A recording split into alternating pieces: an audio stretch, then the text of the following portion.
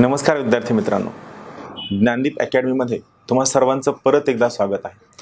आज आपण शिकणार आहोत एक अत्यंत महत्त्वाचा टॉपिक, सार्वजनिक वित्तमधला, पब्लिक फायनान्समधला। त्या टॉपिकचं नाव आहे सार्वजनिक कर्ज।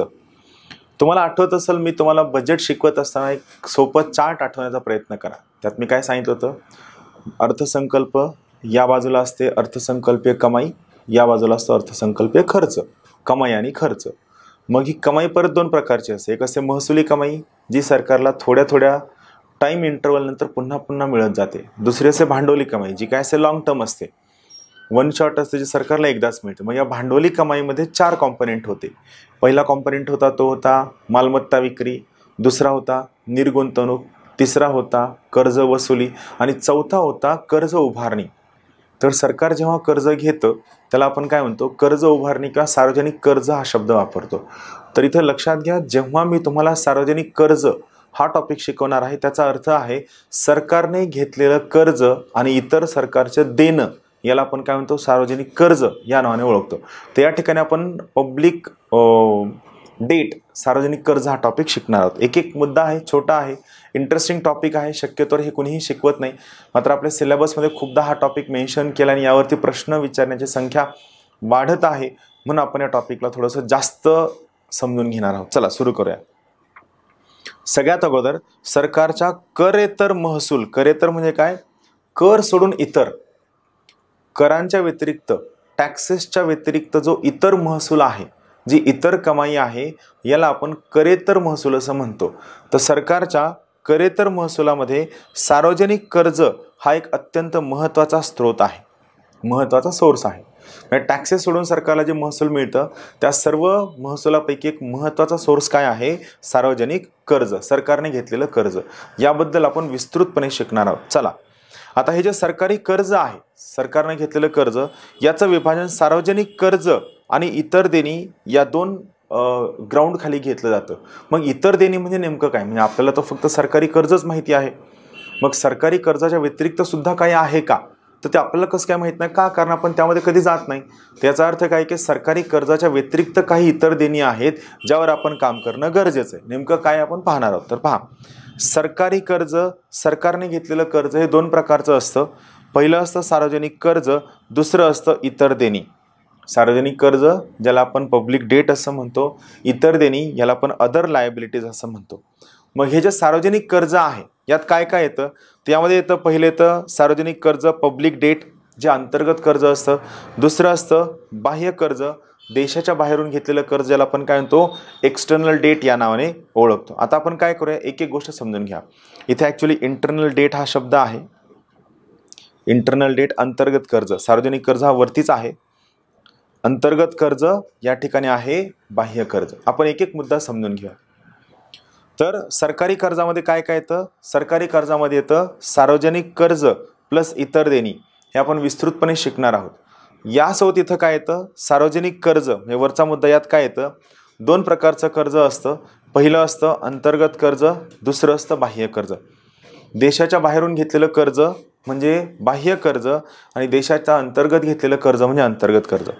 आता सार्वजनिक कर्ज याचं टेक्निकल डेफिनेशन काय आहे, तर सार्वजनिक कर्ज हा भारत सरकारच्या संचित निधीचा भाग असतो। लक्षात ठेवा, संचित निधी कशामध्ये येतं, संविधानाच्या आर्टिकल 266 मध्ये येतं। तर इथं लक्षात घ्या, सार्वजनिक कर्ज हा भारत सरकारच्या संचित निधीचा भाग असतो, कॉन्सॉलिडेटेड फंड ऑफ इंडियाचा भाग असतो, महत्त्वाचा आहे। या कर्जाच्या बाबतीत सरकार कर्जदार असतं किंवा सरकार बॉरोवर असतं, सरकार स्वतः कर्ज घेतं। मला सांगा, तुम्ही कोणतंही कर्ज घेताना तिथं महत्त्वाचं काय, तुम्हाला काहीतरी तारण द्यावं लागतं, मॉर्टगेज, ज्याला आपण तारण म्हणतो, गहाण ठेवणं म्हणतो, मॉर्टगेज म्हणतो, कोलॅटरल म्हणतो किंवा सिक्युरिटी म्हणतो। तर या ठिकाणी सरकार जेव्हा हे कर्ज घेतं, तर त्यावेळी तारण काय असतं, तर त्यावेळी तारण असतं भारत सरकारचा संचित निधी, कॉन्सॉलिडेटेड फंड ऑफ इंडिया। म्हणजे घेतलेलं कर्ज हे भारत सरकारच्या संचित निधीचा भाग आहे, पण संचित निधीमध्ये फक्त तेवढाच कॉम्पोनेंट येतात, बाकीच्या सर्व बाबी येतात जे तुम्हाला शिकवलेलं आहे।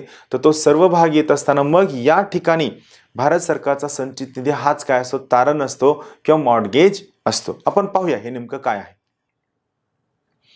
मग अंतर्गत कर्ज आणि बाह्य कर्ज हे दोन कॉम्पोनेंट आपण शिकणार आहोत। अंतर्गत कर्ज म्हणजे काय, हे कर्ज देशांतर्गत अर्थव्यवस्थेतून घेतलेली असतात। म्हणजे काय, तर एखाद्या सर्वसामान्य व्यक्तीने सरकारचा बॉन्ड विकत घेणं, सरकारच्या डिबेंचर्स विकत घेणं, सरकारच्या कर्जाचे रोखे विकत घेणं, एखाद्या वित्तीय संस्थेनं विकत घेणं, एखाद्या कंपनीनं विकत घेणं, म्हणजे सार्वजनिक कर्ज किंवा सरकार जेव्हा देशांतर्गत महेश शिंदेकडनं, रिलायन्सकडनं, एखाद्या वित्तीय संस्थेकडनं, स्टेट बँक ऑफ इंडियाकडनं काहीतरी गहाण ठेवून कर्ज,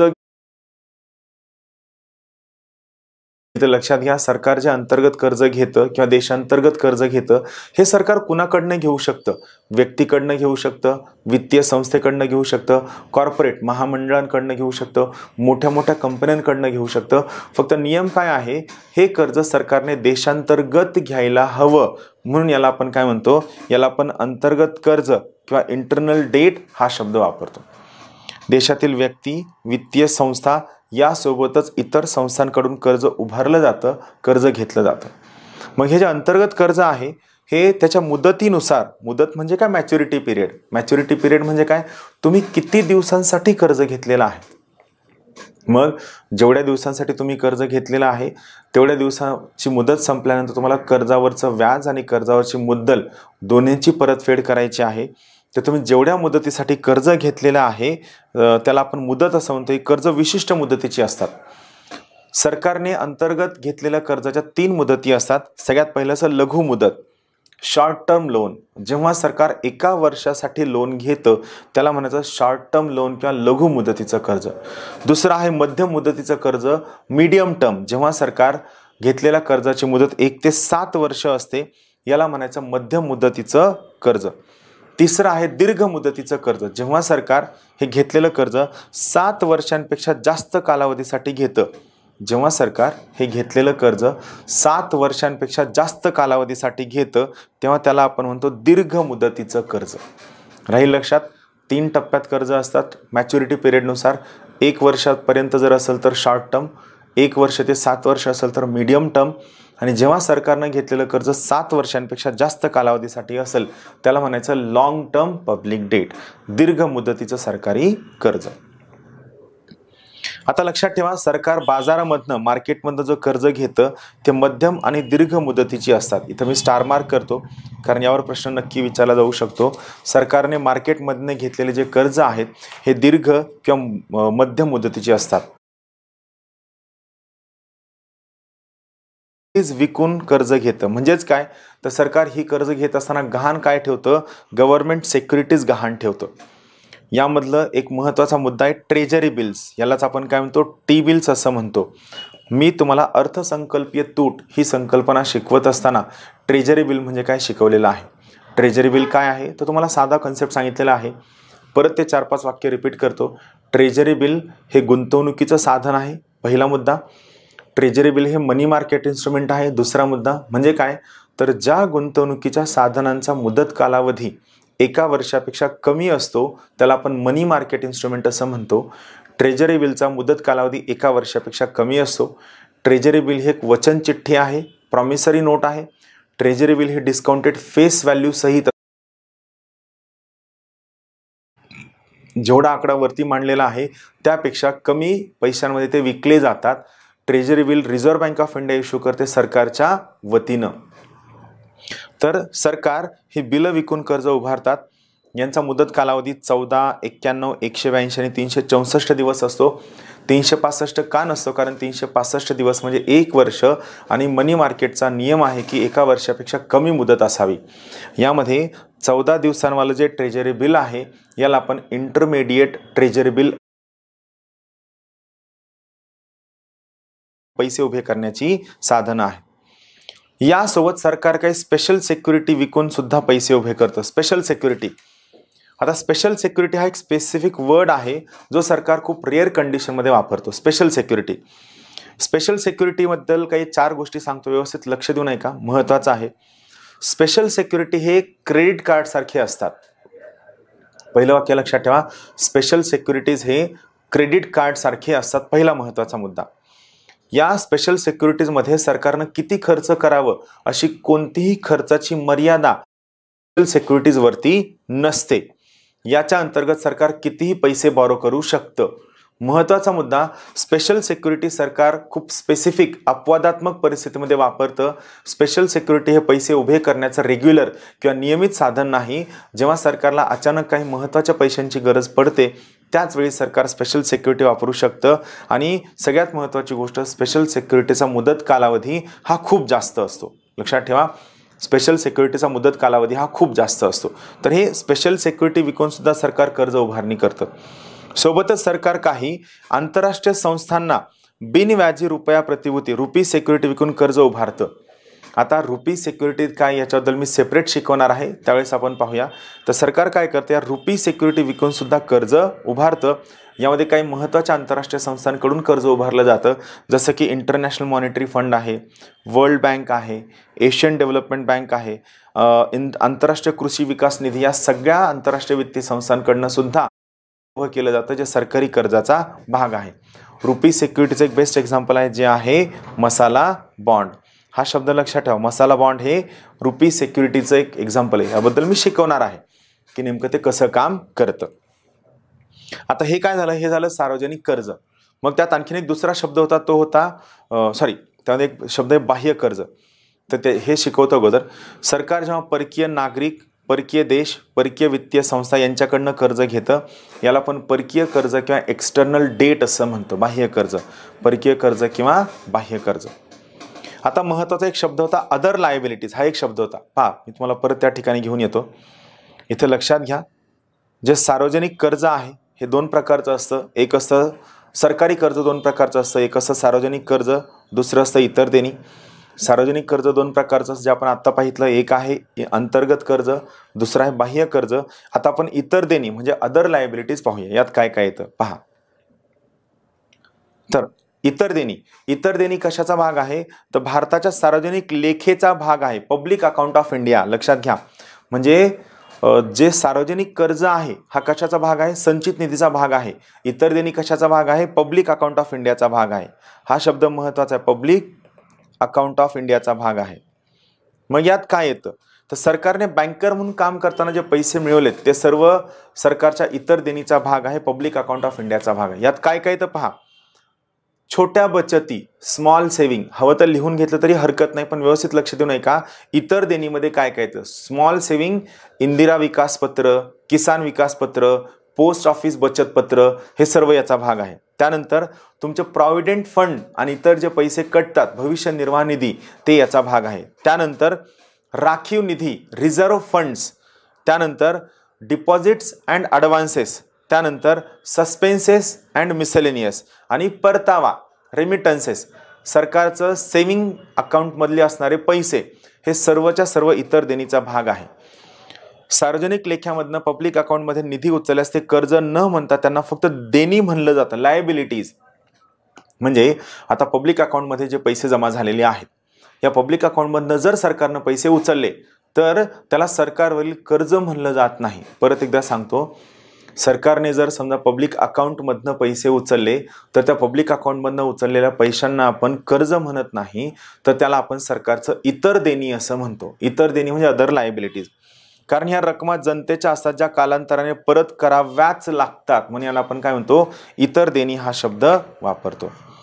मग यामध्ये काय काय येतं, तर यामध्ये सरकारचा व्याजधारी देयतांचा समावेश असतो. म्हणजे काय, सरकारनं असं देणं किंवा सरकारवरची अशी लायबिलिटी ज्यावर सरकारला व्याज सुद्धा द्यावं लागतं, म्हणजे पैसे तर परत करावेच लागतात, त्यासोबत सरकारला काय व्याज सुद्धा परत करावं लागतं, ते सर्व याचा भाग आहे. उदाहरणार्थ पोस्ट ऑफिस फंड, इंदिरा विकास पत्र, किसान विकास पत्र व इतर. 2018-19 मध्ये एकूण कर्जापैकी अंतर्गत कर्जाचा वाटा हा जास्त होता, तो 96.5% होता व इतर बाह्य कर्जाचा वाटा हा 3.5% होता. विचार करा, आपण घेतलेल्या एकूण कर्जापैकी 96.5% वाटा हा अंतर्गत कर्जाचा आहे, तर बाकीचा वाटा हा बाह्य कर्जाचा आहे. अंतर्गत कर्जापैकी सर्वात जास्त रक्कम आपण कुठनं घेतलेली आहे, तर ही आपण बाजार कर्जाची रक्कम आहे. लक्षात घ्या, सर्वात जास्त रक्कम ही बाजार कर्जाची आहे. आता आपण एक इंटरेस्टिंग कन्सेप्ट शिकणार आहोत, सार्वजनिक कर्जाचा भार. भार म्हणजे काय, की नेमका ताण कोणी सहन करायचा. पहा, आपल्या घरच्या अगोदरच्या पिढ्यांनी घेतलेलं जे कर्ज असतं, या कर्जाचा भार जर आपल्याला आजच्या पिढ्यांना सहन करावा लागत असेल तर त्याला आपण कर्जाचा भार असं म्हणतो. हे थोडं आपण सोप्या भाषेत समजून घेऊया की नेमकं कसं आहे. आता फॉर एक्झाम्पल समजा तुमच्या आजोबांनी 1,00,000 रुपयांचं कर्ज घेऊन ठेवले. कर्ज त्यांनी घेतलं, पैसे वापरले, खर्च केले, सगळ्या सुखसुविधा केल्या, पण त्याचं व्याज आपण आज भरतोय. मग मला सांगा, त्याचं व्याज जर आपल्याला आज भरावं लागत असेल तर ऑटोमॅटिकली आपल्याला आज स्वतःसाठी जे पैसे खर्च करायचेत यावर ताण पडेल. आपल्याला हे पैसे कमी खर्च करावे लागतील. या सगळ्या गोष्टी होतील का नाही. सो काय होतं की हा भार नेमका कशावर पडतो हे आपल्याला पाहावं लागेल. आलं तर इथं लक्षात घ्या, सार्वजनिक कर्जाचा भार म्हणजे सार्वजनिक कर्जाचं जनतेवर पडणारं ओझं. नेमकं हे ओझं कुणावर पडणार आहे. आणि जर समजा हे ओझं जनतेवर पडलं तर सरकारला पैसे कमी खर्च करावे लागतील. सरकारनं पैसे कमी खर्च केले तर ऑटोमॅटिकली लोकांना मिळणारा सुख सुविधा कमी होऊन जातील आणि जनतेवर हा भार वाढत जाईल. सो याला आपण काय म्हणतो, कर्जाचा भार असं म्हणतो. सार्वजनिक कर्जाचा भार हा बेसिकली 2 प्रकारचा असतो. एक असतो आर्थिक भार, दुसरा असतो वास्तव भार. वास्तव भार जास्त महत्त्वाचा आहे कारण यामुळे लोकांच्या हाल अपेष्टा वाढू शकतात, लोकांची खर्च करण्याची टेंडन्सी कमी होऊ शकते आणि सर्वात महत्त्वाची बाब, सरकारचा लोकांवर होणारा खर्च कमी होऊ शकतो. त्यामुळे वास्तव भार आपल्यासाठी जास्त महत्त्वाचा आहे. आता आपण काय करूया, अगोदर आर्थिक भार समजून घ्या. आर्थिक भार म्हणजे काय, पैशांच्या स्वरूपात पडणारा भार. म्हणजे थोडक्यात जुनं जे कर्ज घेऊन ठेवले तर हे कर्ज परतफेड करण्यासाठी तुम्हाला किती रुपये मुद्दल आणि किती रुपये व्याज द्यावं लागतं, किती रुपये मुद्दल आणि किती रुपये व्याज द्यावं लागतं, याला आपण काय म्हणतो, आर्थिक भार असं म्हणतो.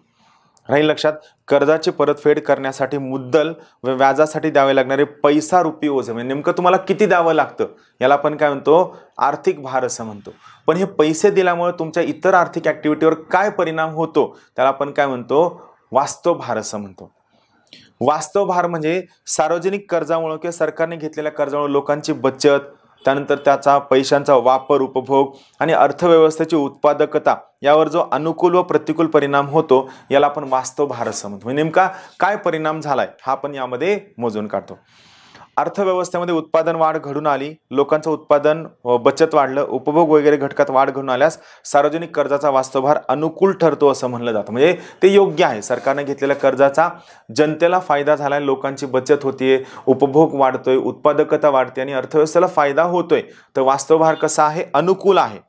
पण जर असं नाही घडलं तर वास्तव भार प्रतिकूल आहे असं म्हणलं जातं. या उलट वरील घटकांवर जर नकारात्मक परिणाम झाला तर वास्तव भार हा प्रतिकूल आहे असं म्हणलं जातं. म्हणजे थोडक्यात काय, सरकारने घेतलेल्या कर्जामुळे लोकांची बचत कमी होतीये, महागाई वाढलेली आहे, त्यानंतर उत्पादकता कमी झालेली आहे, लोकांच्या खर्चावर नकारात्मक परिणाम होतोय, तर आपण याला काय म्हणतो की सरकारच्या खर्चावर काय झालाय, प्रतिकूल परिणाम झालाय असं मानलं जातं. आता अंतर्गत कर्जाचा भार, देशांतर्गत कर्ज. अंतर्गत कर्ज हे देशातील लोक, संस्था, बँका यांच्याकडनं उभारले जात असल्यामुळे फक्त साधन सामग्रीचं हस्तांतरण होतं. म्हणजे वस्तू एका ठिकाणावर दुसऱ्या एका ठिकाणी शिफ्ट होतात, भार सहसा कमी असतो आणि अर्थव्यवस्थेला चालना होते आणि देशांतर्गत लोकांना फायदा होतो. अंतर्गत कर्जाचा समाजावर प्रत्यक्ष भार नसतो तर अप्रत्यक्ष भार निर्माण होतो. याला मी स्टार मार्क करतो. हे वाक्य असंच्या असं पाठ करा.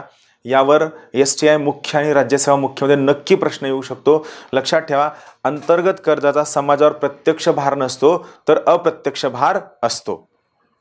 अंतर्गत कर्जाचा भार चालू पिढीवर पडतो, भावी पिढीवर पडत नाही. याला पण मी स्टार मार्क करतो. हे महत्त्वाचं आहे. अंतर्गत कर्ज अनुत्पादक कारणासाठी घेतलं असेल तर त्याचं वास्तव ओझं मात्र समाजावर पडतं. म्हणजे तुम्ही ते घेतलेलं कर्ज कशासाठी वापरताय हे महत्त्वाचं आहे. उत्पादक कामांसाठी वापरलं तर भार पडत नाही, मात्र जर तुम्ही ते कर्ज अनुत्पादक कामांसाठी वापरलं तर मात्र नक्की त्याचा भार पडतो. कारण या कर्जाच्या परतफेडीसाठी सरकार करांमध्ये वाढ करतं, स्वतःचा खर्च कमी पडतं आणि याचा सरळ सरळ परिणाम लोकांना मिळणाऱ्या सुख सुविधांमध्ये, फॅसिलिटीमध्ये, गव्हर्नमेंट स्कीममध्ये, अनुदानामध्ये पडतो. बहिर्गत कर्जाचा भार, बाह्य कर्जाचा भार. बाह्य कर्जाचा भार हा अंतर्गत कर्जापेक्षा जास्त असतो. मी स्टार मार्क करतो, लक्षात ठेवा. इथं विचारला जाऊ शकतो म्हणून प्रश्न महत्त्वाचा आहे. बाह्य कर्जाचा भार हा अंतर्गत कर्जापेक्षा जास्त असतो. बाह्य कर्जाचा भार हा चालू पिढीबरोबरच भावी पिढीवर सुद्धा पडत असतो. बहिर्गत कर्जाची परतफेड परकीय चलनात केली जाते. महत्त्वाचं आहे, देशात परकीय चलन तुटवडा असल्यास सरकार देशात कर वाढ करतं, यामुळे नकारात्मक परिणाम होतो. यामुळे लोकांचे उपभोग आणि बचत कमी होते. त्यामुळे जर विचारलं गेलं कोणतं कर्ज जास्त फायद्याचं ठरवू शकतं, तर देशाच्या भविष्यासाठी, लोकांच्या कल्याणासाठी आणि आर्थिक आणि वास्तविक भाराचा विचार करता अंतर्गत कर्ज हे बाह्य कर्जापेक्षा जास्त चांगलं आहे असं मानलं जातं. थोडक्यात अंतर्गत कर्ज अथवा बहिर्गत कर्ज असो, ते जर उत्पादक कार्यासाठी वापरलं गेलं तर त्यामुळे राष्ट्रीय उत्पादनात वाढ होते. यामुळे समाजावर कोणताच भार पडत नाही. परंतु कर्ज जर अनुत्पादक कामासाठी वापरलं तर सरकार त्याची परतफेड करण्यासाठी कर वाढ करते. यामुळे याचा लोकांचा उपभोग व उत्पादनावर प्रतिकूल परिणाम होतो. जे मी आता तुम्हाला सगळे ॲनालिसिसमध्ये सांगितले, हे पॉज करा, एकदम व्यवस्थित वाचून काढा, खूप महत्त्वाचं आहे. आता राज्यांच्या कर्जबाजारीपणाच्या समस्या आपण समजून घेऊया, ज्या महत्त्वाच्या आहेत. याचं आपण आणखीन आर्थिक सुधारणांमध्ये शिकणार आहोत. आपल्याला त्या ठिकाणी लक्षात येऊन जाईल. पहा, केंद्र सरकारच्या तुलनेत राज्य सरकारची जी उत्पादनाची साधनं आहेत ही रिलेटिव्हली कमी आहेत, परंतु त्यांच्या जबाबदाऱ्या खूप जास्त आहेत. या जबाबदाऱ्या जास्त असल्यामुळे त्यांना अनेक कार्य करावे लागतात.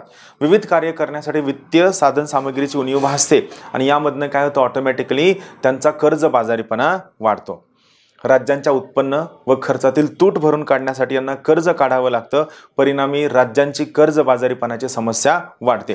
मोठी घेतलेली कर्ज, पुन्हा पुन्हा घेतलेली कर्ज, त्यावरील व्याजाचा बोजा, यामुळे राज्य सरकारांना विकास कार्य व सामाजिक कार्य यावत खर्चावत हात आखडता घ्यावा लागत असतो. कारण भारतासारख्या डेव्हलपिंग देशामध्ये कमाईची साधनं खूप कमी आहेत.